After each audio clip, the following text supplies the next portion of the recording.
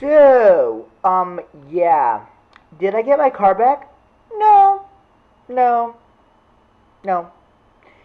So, right now I'm driving a 2025 Hyundai Sonata SEL edition, which is actually not that bad. Just wish a little more pickup. Um, and I've been driving around for almost a month. And, yeah, I tried calling Hyundai, and, guess what? No word at all about my car. None. And the engine had to be replaced the third time. Now I'm getting a little, I don't know, ticked off.